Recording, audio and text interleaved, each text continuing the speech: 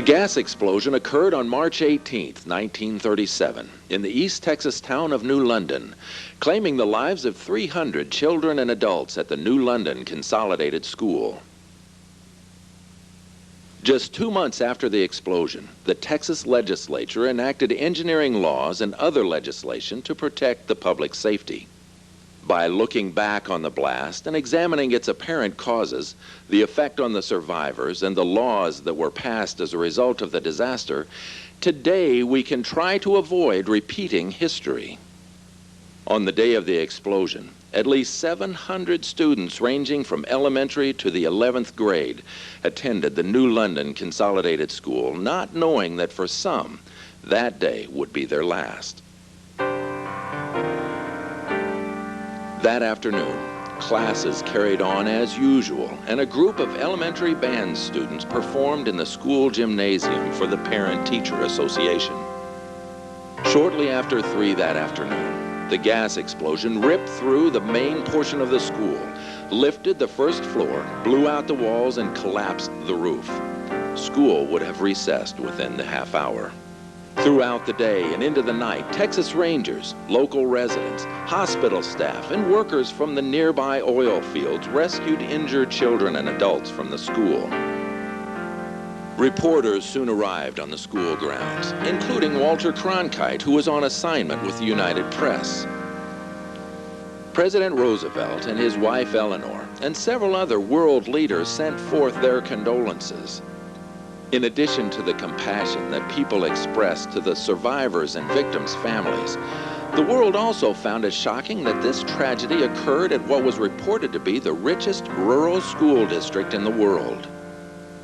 With 12 rigs on property owned by the school, the New London School District reaped the benefits of the Texas oil boom.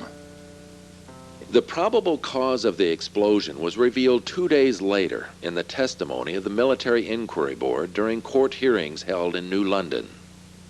Investigators from the Military Inquiry Board concluded that it appeared inadequate connections between some of the school's pipes and poor judgment in the selection of pressure regulators allowed gas to seep into the school. The explosion apparently occurred when a teacher in the school's lavish woodshop training facility plugged in a portable sander. It appeared the gas seeped into the room through an open trapdoor located on the woodshop's floor. The trapdoor led to a 5-foot crawl space beneath the school where gas had accumulated from leaks in the school's pipes. A report compiled by the United States Senate revealed that the New London Consolidated School Board decided earlier that year to discontinue purchasing the school's gas from a commercial supplier. Instead, the school board chose to heat the school with excess slag gas from an oil company with a line adjacent to the school property, saving the school district $300 a month.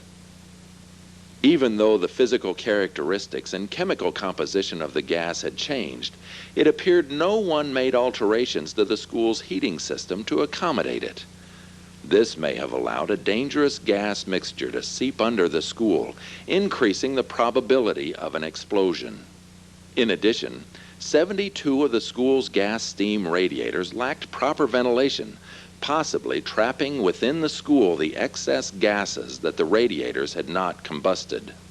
7 days after the explosion, Senator Joe Hill of Henderson invited 9-year-old Carolyn Jones to speak to a joint session of the House of Representatives and the Senate concerning the need for safety laws. Having lived through the New London school explosion, Carolyn asked the Texas legislature to enact safety laws. 2 months later, Representative Augustine Celaya of Brownsville introduced the Texas Engineering Practice Act to the House, and Senator John Redditt of Lufkin introduced the engineering law to the Senate. Governor James V. Allred approved the Texas Engineering Practice Act to become effective May 28, 1937. The Texas Engineering Practice Act provided for the establishment of the regulatory body known today as the Texas Board of Professional Engineers. After the board's creation, the state of Texas required individuals offering their engineering services to the public to become licensed professional engineers. As a result of the explosion, members of the 45th Legislative Session also enacted the Texas Boiler Inspection Law to require routine inspections of boilers throughout Texas. That same session, legislators passed a law requiring gas suppliers and producers to add a malodorant to gas. In the months following the explosion, developers constructed a school facility in New London to replace the buildings destroyed by the blast. And in 1939, a sculptor carved a 32-foot cenotaph of Texas pink granite as a memorial to the victims of the blast. The laws passed by the 45th Legislature and the updates to those laws over the years have served to protect the safety of all people in public buildings. The survivors of the blast and the ex-students of the New London Consolidated School began to meet together in 1977 and have since met every 2 years as a reunion and a memorial to the blast's victims. The Memorial Weekend in 1997 was held at the site of the New London Consolidated School, which has since been renamed West Rusk Schools. The survivors of the blast reflected on the effect of the explosion on their lives. Bill Thompson wrestled with the fact that the girl with whom he traded seats in his 5th grade class had died from the explosion, while he had been spared. And that day when they called roll, the girl I traded seats with, they said that she was killed. And that was my first knowledge of her dying from this explosion. I thought that I wouldn't talk about it because I was afraid to. There was so much parents in the community that had so much anger about it and much resentment, and I carried that guilt for many years. And after we started having a reunion in '77, I suppose it was about 1982 that I come to accept that nothing happened that day in 1937 that I could change, and I had to accept that what is to be will be, and I believe that today. And it wasn't my time to die, and I think God spared me for a reason. And you know, we talk about what good could come out of a tragic thing like this. There has been a lot of good come out of that. Even though all of the hurt and pain that people have suffered, we got a new school building was much, much better than the old one, and it's supposed to be one of the safest buildings in the world. And we got a chance to have compassion for people and that were suffering. And survivor Molly Ward, the former Molly Seeley, clearly remembers sitting on the school bus during the explosion. On the school bus, when the school blew up, I had just came from the PTA program and got on my bus waiting for the school to turn out to go home. I was 10 years old when the school blew up, and it's something that it really is something in your mind that you just don't forget. When you go through a trauma or a tragedy like that, it's just something that stays within your own mind. It's just a picture there that does not erase. I have lived here since I was 4 years old, and I've lived here ever since, maybe with a few years I've maintained a home here, but I've had a business elsewhere and just kind of back and forth. But I've finished school here. My daughter started and finished school here, so it's just been nothing but a route for us, because this is really all I know is London. Today, Molly Ward serves as the Mayor Pro Tem of New London, Director of the New London Museum, and the Secretary and Treasurer of the New London Ex-Students and Survivors Association. For survivor Max Hollyman, the explosion haunted him in the days following the blast. He was in 5th grade at the time of the explosion. I feel safe now, but immediately after that explosion, I did not feel safe. I had a sense of claustrophobia. There was an odor after the explosion. There was so much dust in the air that I could go around a building under construction, and it would bring back all of those memories of that explosion. My mother and father they were not ever really satisfied living in New London after this happened. And probably the reason for this is they did not understand that they could not move away from this sorrow. And so I went into the service in April of 1942, and after I went into the service, they moved. They transferred with the Sun Company to another area, to Fremont, Texas, thinking that this would lessen their sorrow. They both told me later that your sorrow always goes with you, and your healing is something that has to be done in spite of the circumstances. Oh, there was much good that came out of this tragedy. It drew the people closer together, unless they were people who had a bitterness of heart and soul. And I think that some of them did come around later.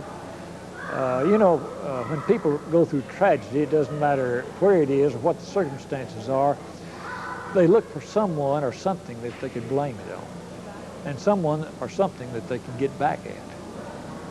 And there were people who had that reaction, but there were other people who were drawn closer together. And we see them, I've seen them since I've been here and talked to them. And we just have a hugging, loving good time. The day of the explosion, some of the students had left to prepare for an athletic and academic competition to be held the following day. Survivor Dorothy Box, the former Dorothy Womack, reflected back on that competition. At the time of the explosion, she was a freshman at the New London High School. We were going to be out of school because of what we called at that time county meet. Everybody met at the courthouse or the county seat, and all the schools had athletic programs and tennis programs and volleyball, and they had speech, and they had also typing contests and this sort of thing for the children. So a lot of the children had gone on out to this. I know the typing class, the girls that had qualified to go had gone on out for typing. Dorothy Box also relayed her experience during the explosion. I was standing at a counter and checking out a book, stamping a book to a boy that was out in the reading room. And when it happened, and I can't remember whether I was stamping it actually, so I don't know whether I stamped it or not, but I was short then, and about 4 feet behind me, or less than that, was steel filing cabinets, a wall. And these filing cabinets blew down and knocked me under this counter, which we threw books in, and I was pinned in there, and the steel filing cabinets kept the roof and all the debris that came from around. Survivor Carolyn Freer, the former Carolyn Jones, relayed the short speech she gave to the Texas legislature in 1937. It was pretty short, but basically I said that when we left home in the morning to go to school, that our parents should know that we would be coming home, and that there ought to be safety legislation passed. During the spring of 1997, many leading individuals in the fields of engineering, law, boiler regulation, and natural gas distribution addressed the effect of the explosion on their professions. Professional engineer Walter May Jr. praised the engineering profession for its ethical standards. He serves as the Director of Registration for the Texas Board of Professional Engineers. I think the biggest praise that we can give to the engineering profession is that it is a very ethical profession. Very ethical in the fact that we do take the laws of nature, science and mathematics and use those to help mankind. But also, they are very ethical in following the law and the rules of the board, and police themselves to let us know when others are not practicing as they should, so that we can take them off the street. But it is a very ethical profession. I'm very proud of that. Senator and professional engineer Bill Ratliff of Mount Pleasant addressed the progress of the engineering profession after a Senate floor discussion of engineering law during the 75th legislative session. Certainly since the tragedy in New London, which gave impetus to the Engineers Registration Act, we've come a long way. I think the fact that we've not had any serious disasters or scandal having to do with engineers over that period of time says a lot. And I think that the people of Texas take a great deal of comfort in the fact that the facilities, the infrastructure in which they live and operate is being designed and overseen by people who truly have adequate training and are adequately policed by the state board. Today, members of the Texas Board of Professional Engineers meet quarterly throughout the year to regulate the practice of engineering in Texas. Professional engineer Jose Guerra serves as the chair of the Texas Board of Professional Engineers. He reflected on the purpose of the Texas Engineering Practice Act while at his engineering firm, Jose I. Guerra Incorporated.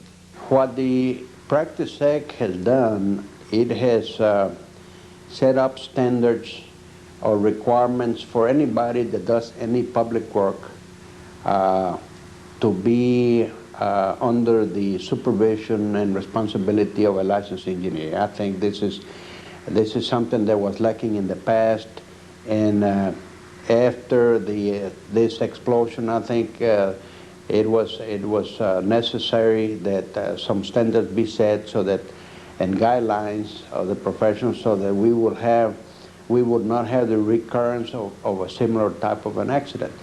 Now, you know, any engineering that needs to be done on any public project the document needs to be signed by a licensed professional engineer. The construction needs to be supervised and be under the direction of a licensed engineer. I think this will prevent any major disasters like it happened in the New London School. Professional engineer Roxanne Pilar serves as a member of the Texas Board of Professional Engineers. After attending a board committee meeting, she commented on the role of engineers when they design or construct public works. Well, I think the contribution of engineers in the building of schools and public buildings has been to continually improve that standard of what we now expect in a building. You know, at one time we had kerosene lamps. Electricity has been incorporated into those buildings, and we take it for granted when we flip the light switch. It used to be that people had to go use outhouses. Now we have indoor flush plumbing, which people take for granted. And so engineers have continued to improve that standard of living that we appreciate but mostly enjoy without understanding what engineers have provided to us. Professional engineer David Poland is a city engineer for Longview, Texas, a neighboring town to New London. He commented on his office's review process on plans submitted for public works. The first thing we look for with a set of plans that's being submitted to our office, for our office to take some formal action with, is to determine that the plans submitted are properly identified to the appropriate design professional responsible for them. And that they are properly marked as such, whether they are sealed or marked as preliminary for review. It certainly depends on that situation, but the first thing we look for is to see that the design professional has taken and noted the proper responsibility that he has on those projects. Beyond that, then we look at the purpose of those projects and look for compliance with the city's requirements, code requirements, and other design requirements. We also generally look at the requirements that may be a part of any state or federal requirements. although that is the design responsibility of the professional, the design professional, to follow through with those. Since the creation of the Texas Board of Professional Engineers, the state of Texas has required individuals to have a combination of education, experience, and most recently, passage of national engineering exams before becoming licensed professional engineers. Also as a result of the explosion and the passage of the Texas Boiler Inspection Law a few months after the blast, Texas boiler inspectors today must meet educational and experience standards before they become licensed by the state of Texas.